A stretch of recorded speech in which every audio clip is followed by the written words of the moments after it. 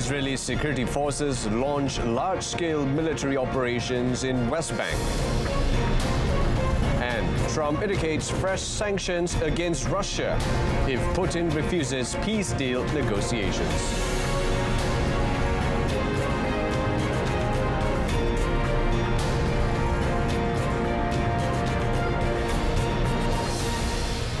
Good afternoon and Salam Malaysia Madani. Thanks for tuning in. I'm Brendan Lepal. Pragmatic dialogue and collaboration are key to navigating the complexities of international relations. Prime Minister Datuk Seri Anwar Ibrahim said this is particularly significant in Malaysia's engagements with major powers such as the United States and China. Of course, As such, he said that it is essential for nations to engage thoughtfully and constructively. I've not had this chance to engage with President Donald Trump, but I see pronouncements one area. I think he'll be very pragmatic. United States, with interdependence, with globalized trade, that he would require them to listen to those too many who have too many interests outside, including with China.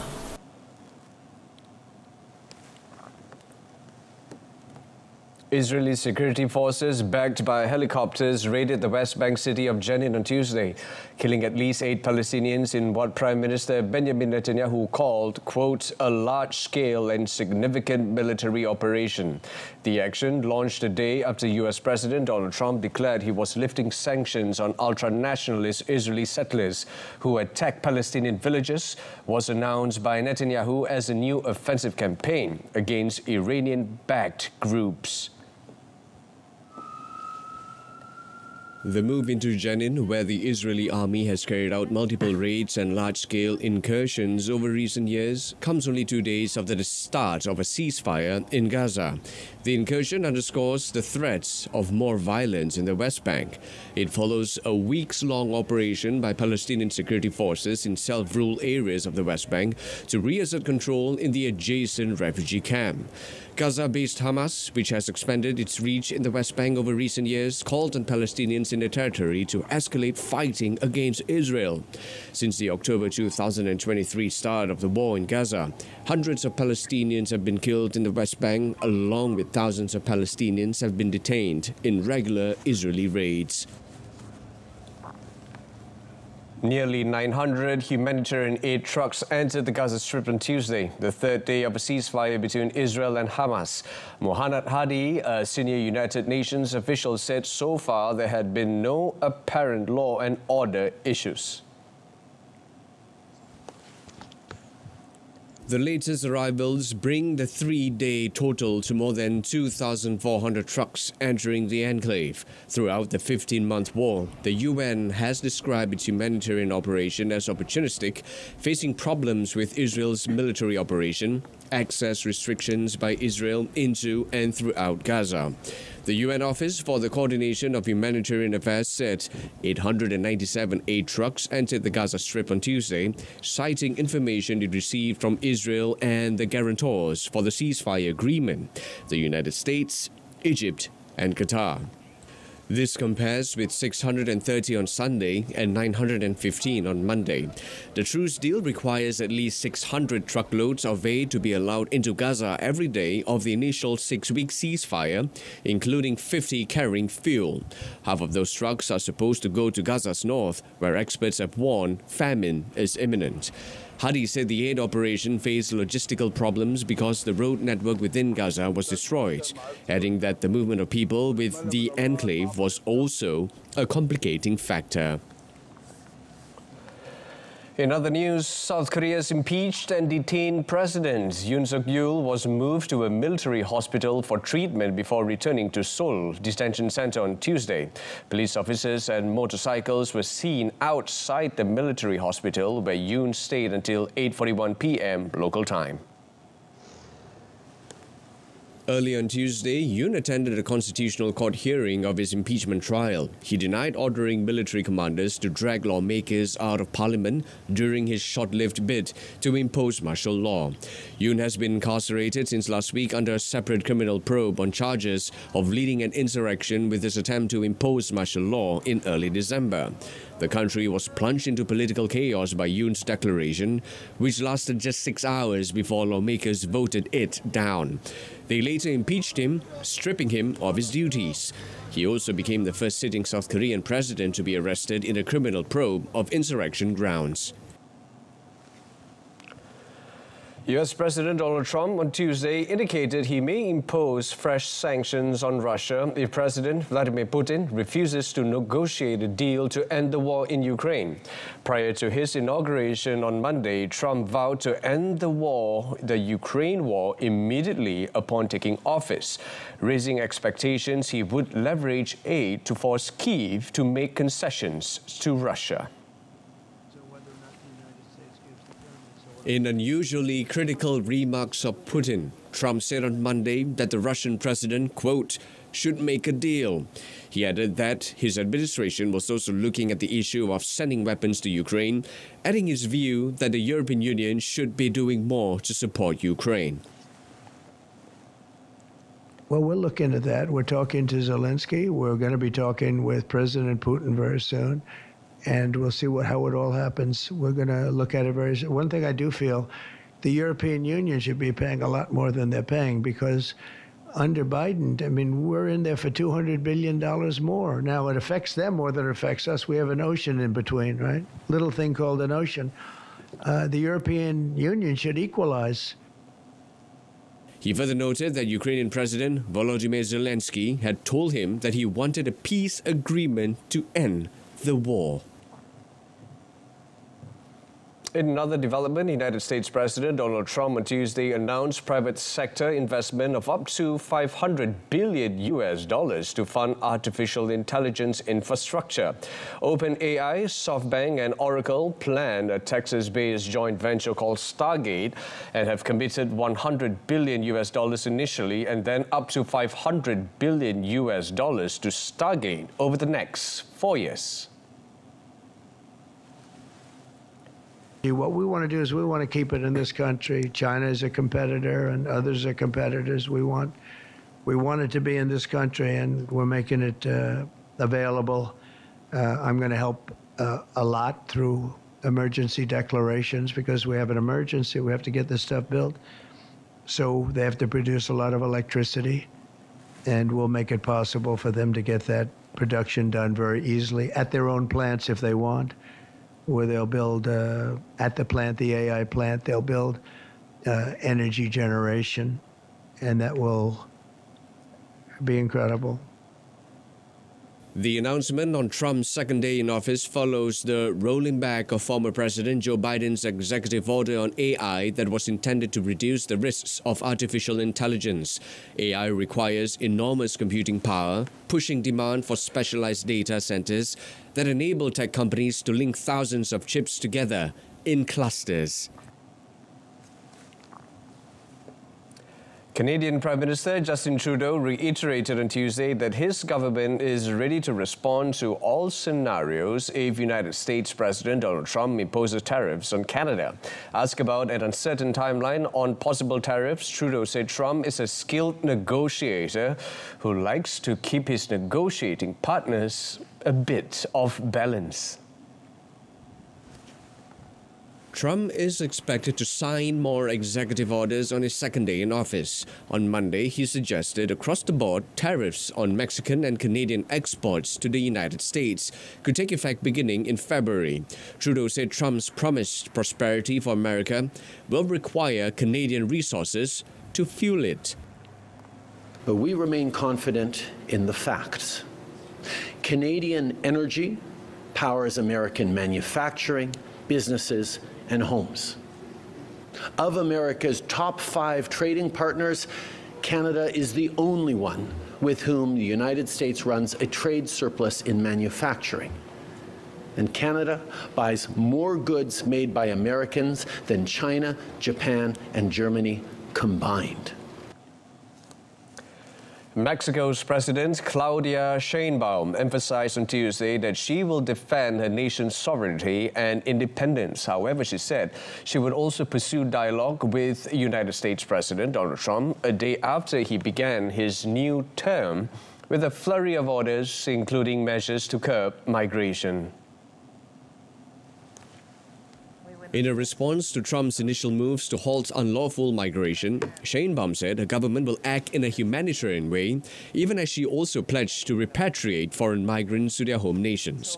Trump is expected to sign more executive orders on his second day in office, following measures issued on Monday to designate Mexican drug cartels as terrorist organizations.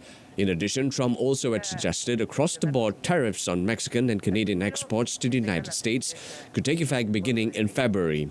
Sheinbaum also reiterated that the government would seek coordination on security and other matters with its northern neighbor, and that it was committed to revising trade terms in 2026.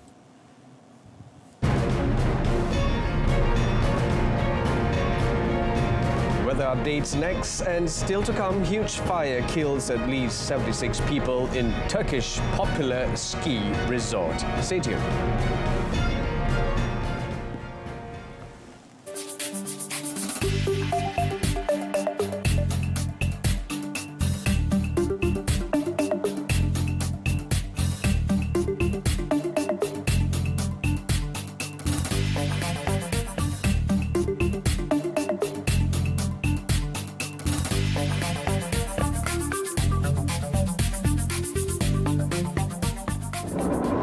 In 2025, Malaysia opens its doors to ASEAN, a celebration of unity and culture, bringing every moment of ASEAN 2025 to you, only on RTM.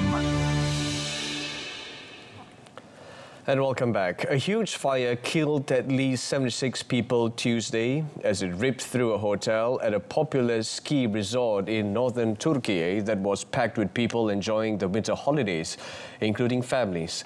The blaze at the Grand Kartal Hotel in Kartal Kaya broke out around 3:30 a.m. local time, sparking panic among guests. Interior Minister Ali Yerlikaya said 52 of the victims had been identified so far, with forensic experts working to determine the identities of the others, with most of the victims' bodies had been returned to their families.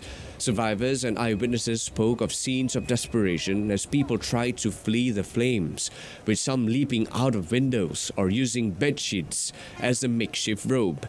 Tragedy struck at peak season for the ski hotel, which stands at 2,000 meters above sea level and was almost full for the 2-week winter break, which began on Friday. The Interior Minister said 238 guests had been staying at the hotel. Alongside the dead, another 51 people were injured. Health Minister Kamal Mamisholu said 17 had been discharged and 34 were still in hospital, 1 in intensive care.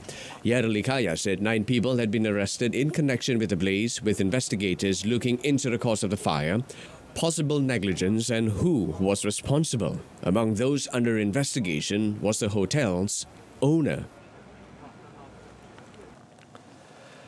California firefighters were battling bushfires that were igniting across San Diego County on Tuesday. Fueled by strong Santa Ana winds and dry conditions, a fast-moving bushfire broke out on a hillside shortly after noon in Mission Valley, prompting evacuations and road closures. The fire started on the north side of Friars Road near Fashion Valley Mall. Police shut down a section of the road and evacuated nearby buildings as ground crews and helicopters battled the fire, which was spreading uphill toward a condominium complex. No injuries or structural damage were reported. Cal fire crews were also assisting at the scene, and a helicopter was called in to provide air support. In the early hours of Tuesday, another blaze, the Lilac Fire, ignited in northeastern San Diego County, damaging buildings and forcing evacuations. According to Cal Fire, there were also no injuries reported in that blaze, which started spreading around 12:30 a.m. local time. Red flag warnings were in effect across much of Southern California as a weeks-long period of dangerous dangerous fire conditions continued. And moving on, Slovak Prime Minister Robert Fico and Hungarian Prime Minister Viktor Orban discussed energy security and the economic ramifications of gas transit decisions in the region at a meeting in Bratislava on Tuesday.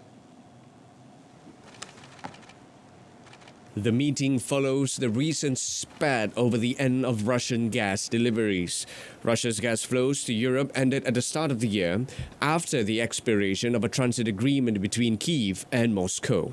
Ukraine refused to extend the deal, seeking to stop energy revenue going to Moscow to fund its nearly 3-year invasion.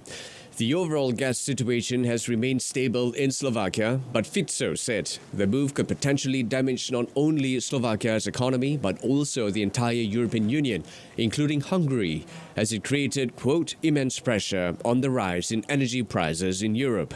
If the gas transit problem is not resolved, Fico has threatened to cut emergency electricity supplies to Ukraine, reduce aid for its refugees in Slovakia, or to use its veto right on European Union decisions relating to Kyiv. And in other news, Netflix on Tuesday said it added nearly 19 million subscribers during the holiday season to finish out last year with more than 300 million subscribers. Company executives credited steady investments in shows and films with helping power growth at the streaming behemoth, while announcing it is increasing prices in Argentina, Canada, Portugal, and the United States. Premium and standard memberships in the United States will cost $2 more per month at $25 and $18 respectively, while a standard ad-supported tier will be $8 in an increase of $1 monthly. In the final quarter of 2024, the streaming juggernaut said it logged profit of $1.87 billion on revenue of $10.25 billion that grew double digits from the same period the prior year. Netflix shares jumped more than 14% to top $993 in aftermarket trades. They added that Netflix is a, quote, leadership position when it comes to engagement, with about 2 hours daily per paid member. Looking ahead, Netflix forecasts 2025 revenue between $43.5 to $44.5 billion and is targeting a healthy 29% operating margin. The streaming service highlighted upcoming content, including new seasons of hit shows, quote, Wednesday and Stranger Things.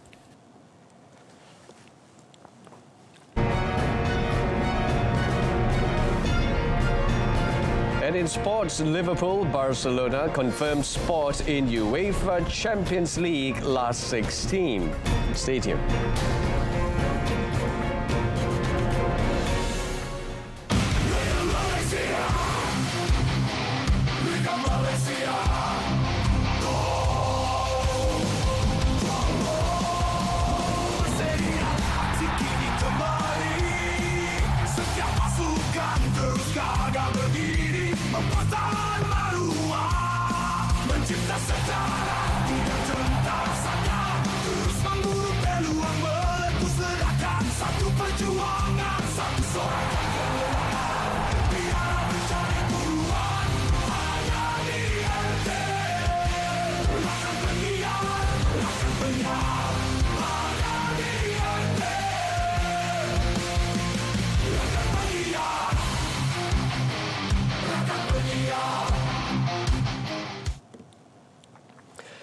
Kicking off our sports segment this afternoon with the game of football. Liverpool maintained their perfect Champions League record to guarantee a top 2 finish in the league phase and automatic last 16 qualification with a 2-1 win over Lille this morning.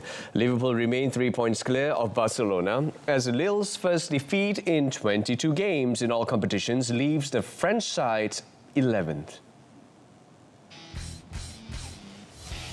Lille arrived on Merseyside full of confidence, with Real Madrid and Atletico Madrid among the notable scalps on their long unbeaten run.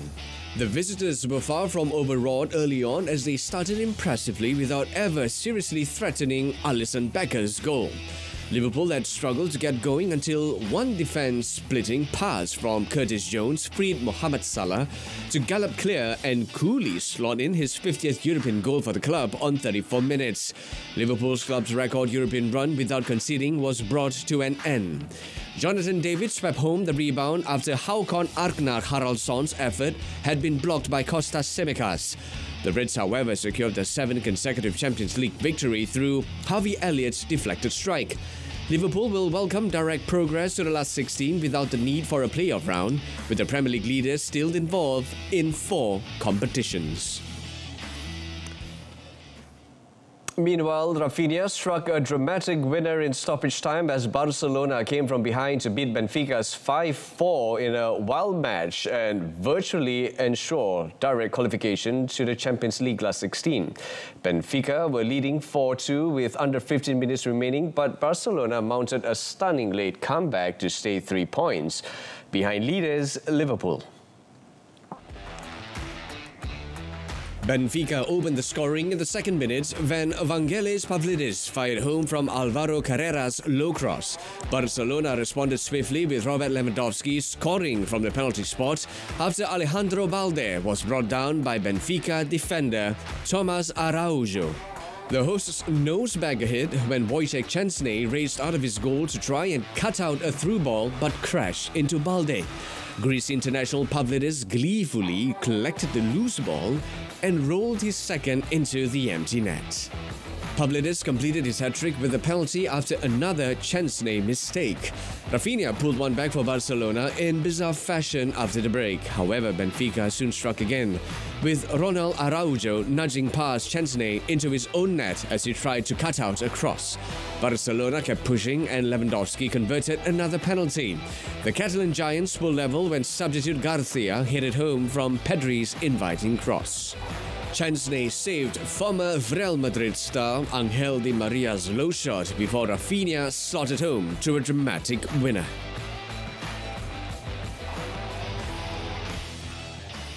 Elsewhere, Monaco ground out a 1-0 home win against Aston Villa in the Champions League on Tuesday, denying the Premier League side the chance to all but book their spot in the round of 16. Wilfried Singo's early header was the difference between the teams as Villa tasted defeat for the first time in 6 outings in all competitions. Monaco had only won 2 of their last 11 matches, including back-to-back defeats in the Champions League, but now have their eyes on securing progress to the knockouts.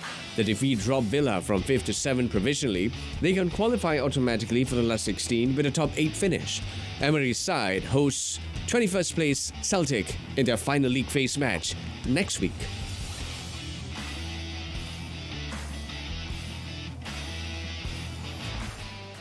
Borussia Dortmund's woes continued on Tuesday after the troubled Bundesliga outfit fell to a 2-1 defeat at Bologna, which dented their hopes of direct qualification for the last 16 of the Champions League.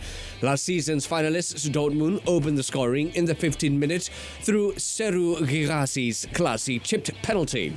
In a matter of seconds after the break, Bologna staged a comeback with goals from substitutes Thijs Dollinga and Samuel Illing Jr., gave Bologna their first ever win in the modern version of Europe's elite club competition.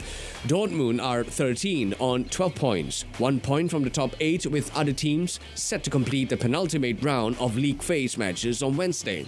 Tuesday's defeat piled more pressure on under-fire coach Nuri Sahin, even though his players showed their support by joining him in a group hug after Guirassy netted his 7th goal in as many Champions League matches this season. In Saudi Pro League, Cristiano Ronaldo scored twice for Al Nassr in a 3-1 victory over Al Khalij on Tuesday to move top of the Saudi Pro League goal-scoring charts above Alexander Mitrovic and Karim Benzema. The 5-time Ballon d'Or winner fired Al Nassr into the lead after 65 minutes, finding the net with a low shot from the edge of the area for his 100-goal contribution since joining the Riyadh-based club in December 2022. while Al Khalij made it 1-1 after 18 minutes. Sultan Al Ghanam quickly restored the lead for Al Nassr. Ronaldo sealed victory 8 minutes into stoppage time from close range for his 13th Saudi Pro League goal of the season. He is 1 ahead of Al Hilal's Mitrovic and 2 in front of Al Ittihad's Benzema.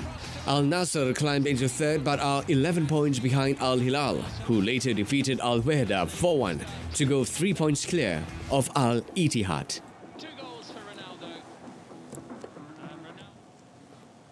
And moving on to tennis, Aryna Sabalenka battled through unbelievable windy conditions to reach the Melbourne semi-finals and keep her dream of an Australian Open hat-trick alive.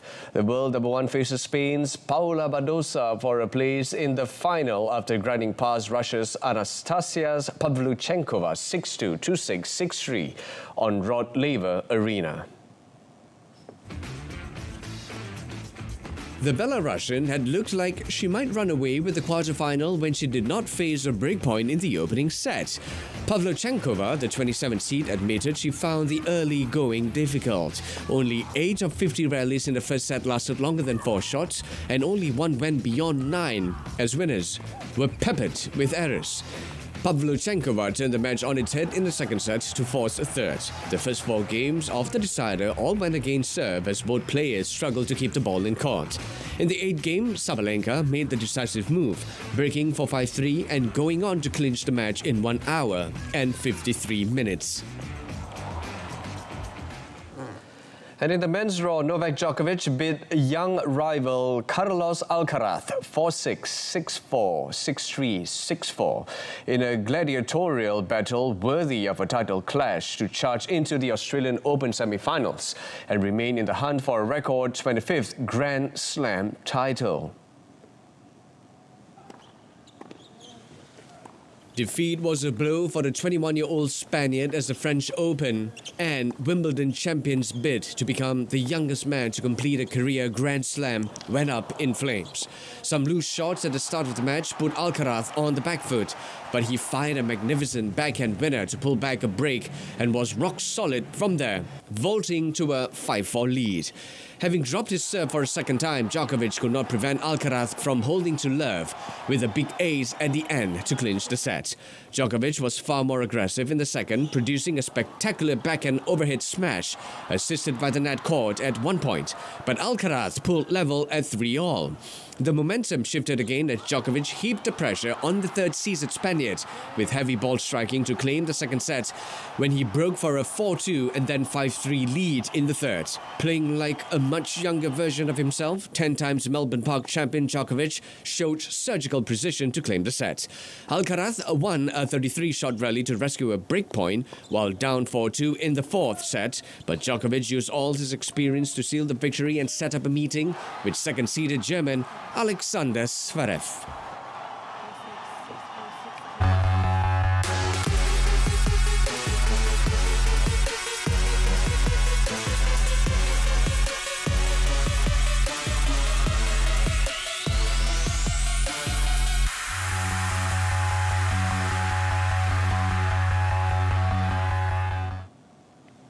That's it from us this afternoon. Here's the recap of our top story. Israeli security forces launched large-scale military operation in West Bank, killing 8 Palestinians.